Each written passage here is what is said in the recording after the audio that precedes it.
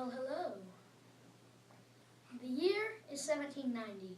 African slave trade is flourishing within the southern states of our newborn nation, despite opposition from notable political groups of the North. The Quakers enter Congress, holding with them the first recorded petition against the African slave trade. William Smith, South Carolina representative. James Jackson, representative from Georgia. James Madison, representative from Virginia. Ben Franklin, representative from Pennsylvania, discussed the gravity of the petition. The gravity of the Quaker gesture in the petition cannot be stressed enough, as it is represented in a division of our conflicted nation. Right. Yeah. Yeah. Yeah. You see this? And right there, yeah. Yes. Yeah.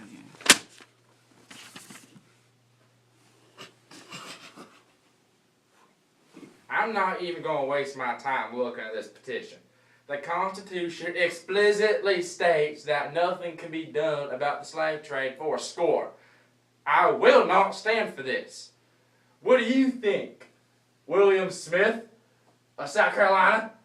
Oh, I agree with Jackson, James Jackson of Georgia. It clearly says in the Constitution that the slave trade will not and should not be touched at the moment. How can we let such a questionable group of patriots who did not even fight in the war come in here and have a say? The opinions of the Quakers hold no clout here. Gentlemen, calm yourselves. This petition should be reviewed by a committee. If we give it more attention than it deserves, it will never go away. A committee will surely make this disappear. Madison, Jackson, Smith. We need to handle this with some caution. A debate like this could tear a young country like us apart. Congress meets in the chamber the next day. Thomas Scott, a Quaker representative from Pennsylvania, speaks on behalf of the petition to Congress. He claimed that by the word of the Constitution, the slave trade couldn't be touched for 20 years. However, it says nothing about abolishing slavery itself. That rice will not be brought to market without these people. No white will perform the tasks necessary to drain swamps and clear lands. These areas will be very depopulated. The framers of the Constitution placed a clear ban on altering the slave trade for the southern states. The states would not have met into union if this had been neglected. The petition that the Quakers have brought before us is in direct violation of what us southern states thought the Constitution was all about. Elbridge. Well, the slaves and the owners are in an unfortunate predicament. Can't we just release the slaves and reimburse the owners? I had praised the slave trade at about $10 million. What do you think, John Page? Silence is our true enemy. Regardless of what we do, we must make it known that we are considering this. The Africans must cling to hope.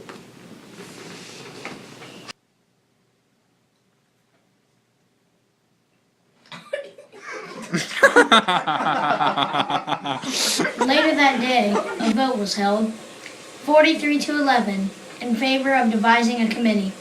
7 of the 11 votes no came from South Carolina and Georgia. After that day, slavery was not a common topic of conversation in Congress until March of 1790.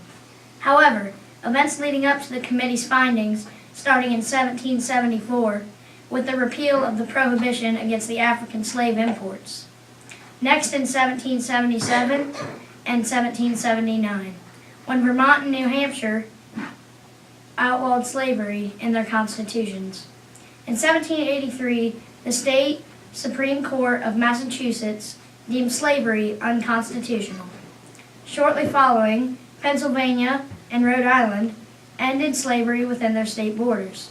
And Connecticut adopted a gradual emancipation plan. Abolition in the North was more a question of when rather than whether. The states are not divided by size. They are divided by North and South. So let's not talk about anything or do anything about it because we cannot compromise on slavery itself.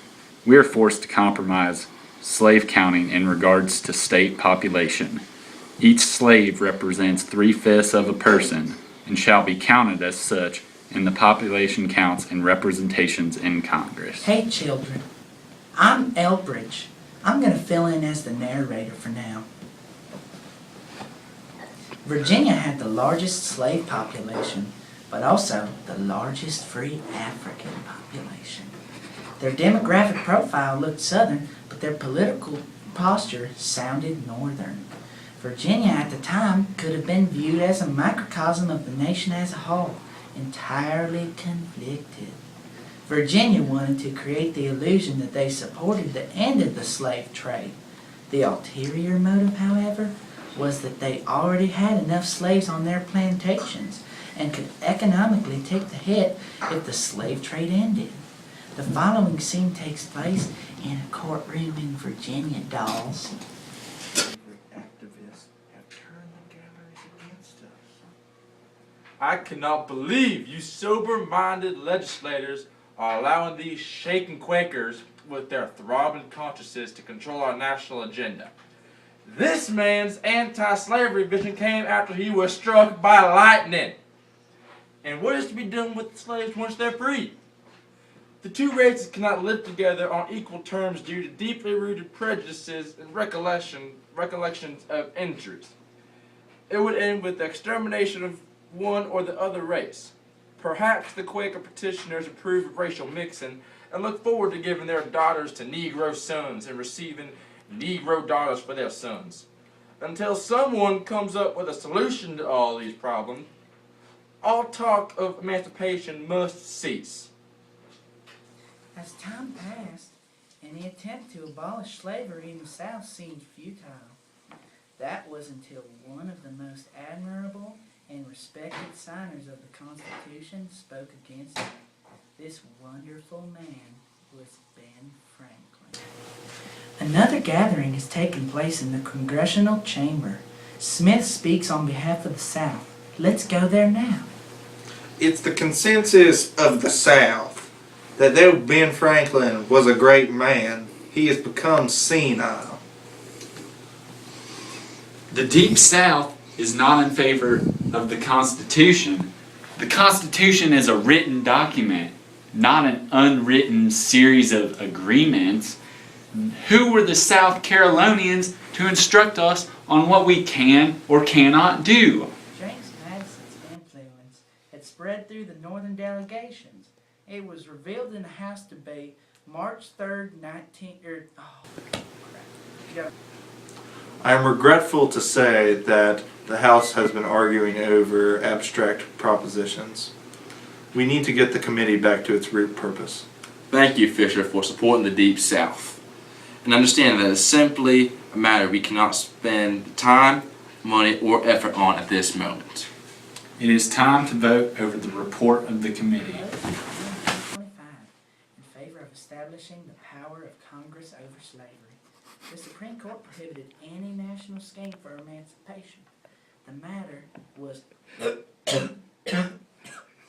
deemed too controversial for such a vital time for the United States.